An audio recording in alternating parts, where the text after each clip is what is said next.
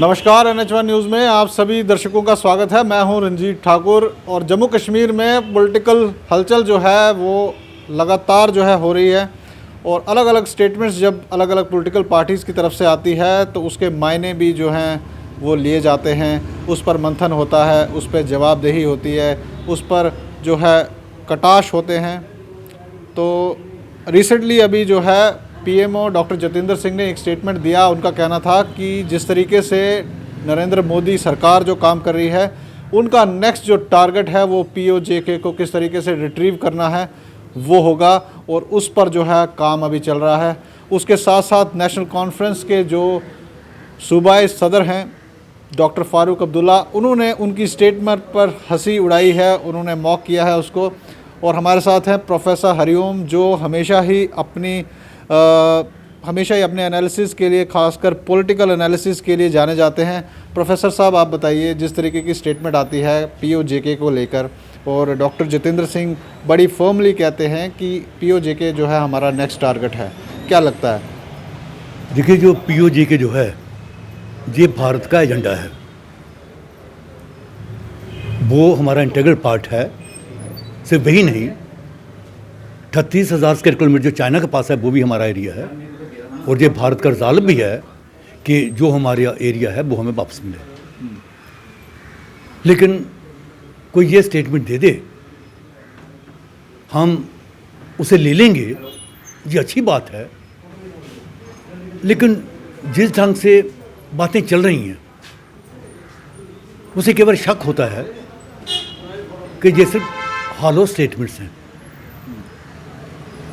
आपने देखा पिछले 2-2.5 साल में बड़े अच्छे दिन भी बीच में आए, जैसे 5 अगस्त के बाद और ख़ास करके दिसंबर 2019 तक हमने देखा कि बड़ी अच्छी अच्छी एक्टिविटीज़ हुई और हमारा ये विश्वास था अब भारत की राजनीति जो है ये वो नहीं रहेगी जो कभी पहले हुआ करती थी। लेकिन हमने देखा शाहीन बाग में क्या हुआ, आप उन्हें टैकल नहीं कर पाए। आप जो दिल्ली के बॉर्डर्स हैं वहाँ पर क्या हुआ, कैसे टैकल किया, हमने उसको भी देखा।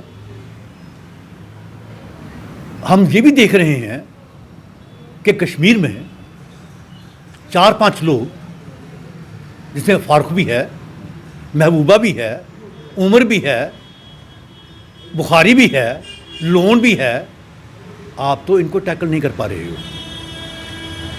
आपने जब इनको जेल में ठूसा तो कश्मीर में गड़बड़ नहीं हुई और ये एक साथ 5 दिन रहा ऐसा कि कश्मीर में ना तो कोई टेररिस्ट अटैक हुआ, ना कोई हमला हुआ, ना कोई उल्टी सीधी स्टेटमेंट आई। जैसे ही आपने उनको छोड़ा 13 अगस्त 2020 के बाद, अब आप क्या देख रहे हो वहाँ पे कि कश्मीर जो है वो उसी सिचुएशन में पहुँच चुका है जो हम कभी विटनेस किया करते थे।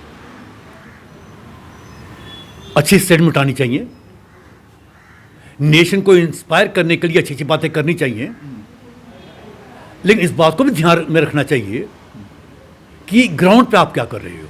तो क्या आपको लगता है कि जो स्टेटमेंट इस समय दी गई है, खाली इलेक्शंस को मद्देनज़र होते हुए इस तरीके की बातें की जा रही हैं, या ज़मीनी सतह पर उस पर कहीं ना कहीं काम हो रहा है? आपको कहीं लग रहा है कि इस तरीके से कहीं ना कहीं हो रहा है कुछ?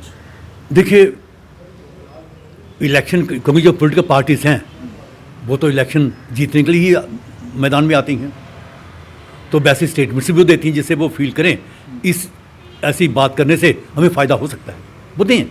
हमारा उससे कोई लेना देना है नहीं।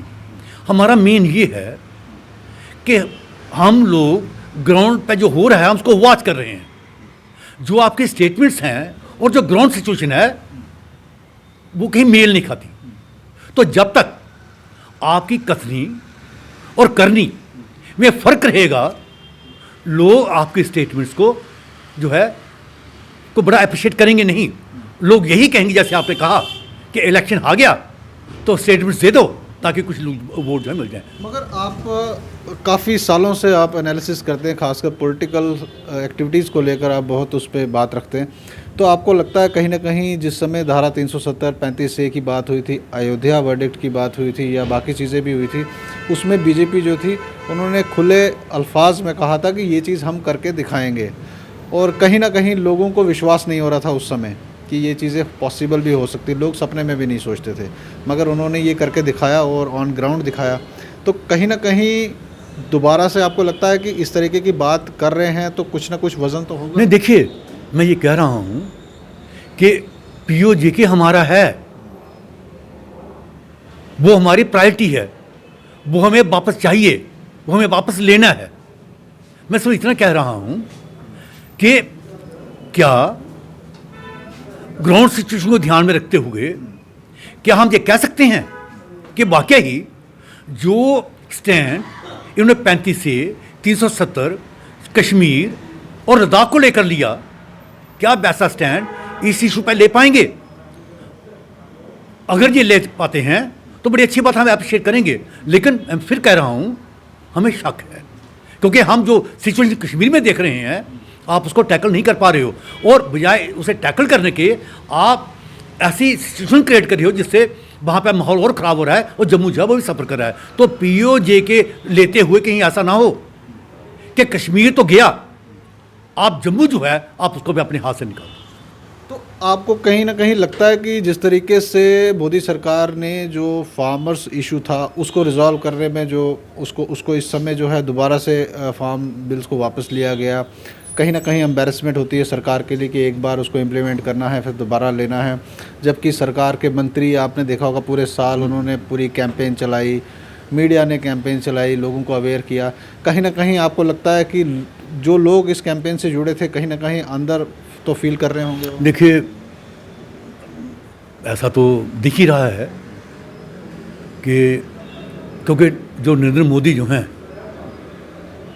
वो इस बात के लिए जाने जाते थे कि उन्होंने जो एक बार फैसला लिया कभी कदम पीछे खींचा नहीं, और ये जो हुआ इससे बड़े लोग जो हैं वो डिसअपॉइंट हुए हैं कि आपने जिस ढंग से फैसला लिया, अगर कोई दूसरा तरीका आप अपना लेते तो शायद बेटर होता कि आप वो फार्मर्स हैं कि नहीं हैं मैं इसमें जाऊंगा नहीं, लेकिन जो भी इस मूवमेंट को लीड कर रहे थे आप लोग उनके साथ मीटिंग करते, मीटिंग करने के बाद गिव एंड टेक होता, और आप ये बोलते ठीक है आपने कहा मैं आपकी बात मानता हूँ, आपके फ़ायदे में ये थे, लेकिन आप चाहते हो ये नहीं हो तो हम इसे विड्रा करते हैं, रिव्यू करते हैं, कुछ भी करते हैं, तो बात बनती थी। आपने विड्रा भी कर दिए और उन्होंने उसके बाद 6 डिमांड्स और जोड़ दी, वो तो हमें धरने कर रहे हैं, वो कह रहे हैं पार्लियामेंट में भी जाएंगे। तो मैं ये कह रहा हूँ कि जिस ढंग से टैकल करना था वो आपने किया नहीं, तो उसका रिजल्ट ये हुआ है कि मतलब जो इस गवर्नमेंट के बड़े फैन थे जो मोदी साहब के बारे में एक ख़ास राय रखते थे, तो उनको धक्का तो पहुंचा है, उनको चोट तो लगी है।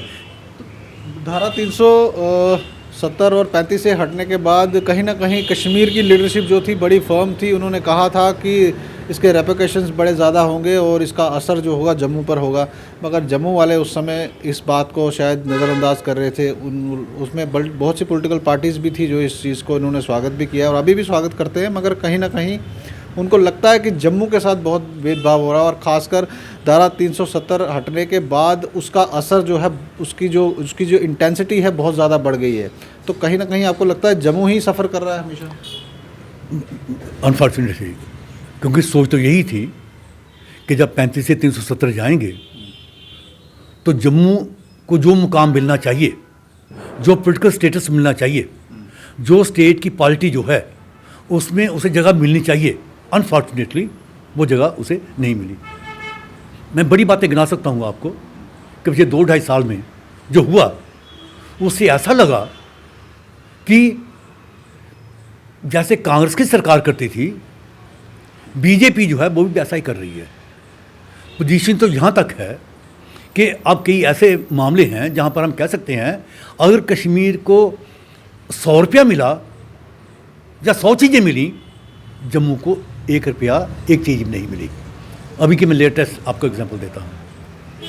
अभी 3 दिन पहले हमारे एलजी जो हैं, इन्होंने फैसला किया कि पूरे कश्मीर में 10-12 बेडेड हाइब्रिड और 13 मैटरनल आईसीयू जो हैं वो पूरे कश्मीर में बनाए जाएंगे। अच्छी बात है, बनाइए, अगर महिलाओं को सुविधा मिलती है होना चाहिए।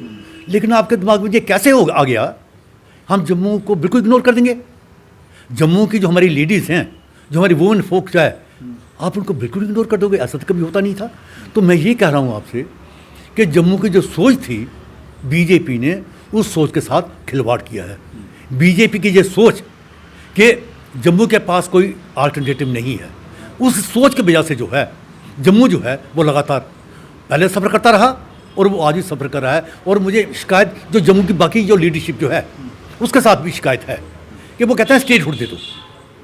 उन्होंने कभी सोचा कि जो वो मांग रहे हैं उसकी इम्प्लीकेशंस क्या हैं? वो कहते हैं इलेक्शन करवाओ। कभी सोचा कि अगर वो इलेक्शन करवाएंगे इन हालात में तो जम्मू की कितनी बर्बादी होगी? अगर जम्मू कश्मीर को स्टेटहुड मिलती है, सत्ता फिर उनके पास जाएगी जिन्होंने जम्मू कश्मीर को बर्बाद किया। मेरा बड़ा ब्रीफ में अब लास्ट आपसे क्वेश्चन रहेगा, कहीं ना कहीं आपको मायूसी होती है जम्मू की लीडरशिप को देखकर? कहीं ना कहीं लीडरशिप वैक्यूम दिखता है आपको?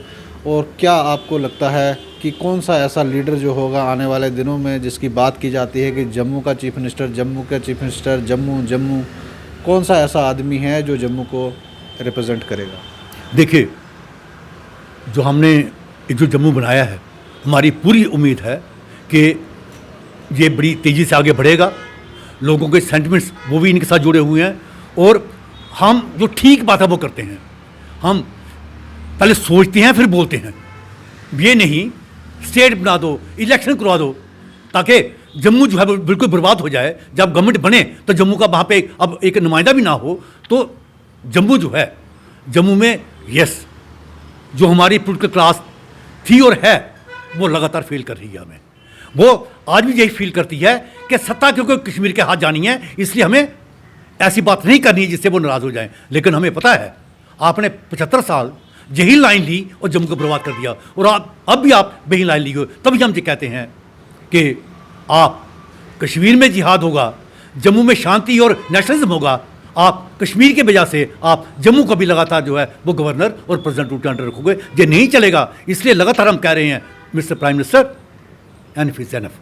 आप जम्मू को लद्दाख की तरह ट्रीट करो, जम्मू को स्टेटहुड का स्टेटस दो, कश्मीर को जैसे हम डील करना है करो। आप जो मर्जी दो उनको, हमें कोई प्रॉब्लम नहीं है उससे। लेकिन आप जम्मू को कश्मीर जिहाद की वजह से आप सफ़र जो है वो मत कर लें। बहुत शुक्रिया। तो ये थे हमारे साथ प्रोफेसर हरिओम, और जिस तरीके से इन्होंने अपनी बात रखी है, इनका कहना है कि जम्मू को जब तक अलग स्टेटहुड नहीं मिलता, खासकर लद्दाख की तर्ज पर, लद्दाख को यूनियन टेरिटरी दी गई है, उन्हें इंडिपेंडेंस है अपना हर काम करने की, हर अपनी बात वो मनवा लेते हैं। और जम्मू के लोग काफ़ी सालों से सफ़र कर रहे हैं। इनका कहना है कि जब तक यहाँ पर पॉलिटिकल रिप्रेजेंटेशन, पॉलिटिकल लीडर्स जो हैं वो स्ट्रॉन्ग नहीं होंगे, जब तक वो मजबूत नहीं होंगे, जम्मू इसी तरीके से सफ़र करता रहेगा। आप जुड़े रहें NH1 न्यूज़ के साथ।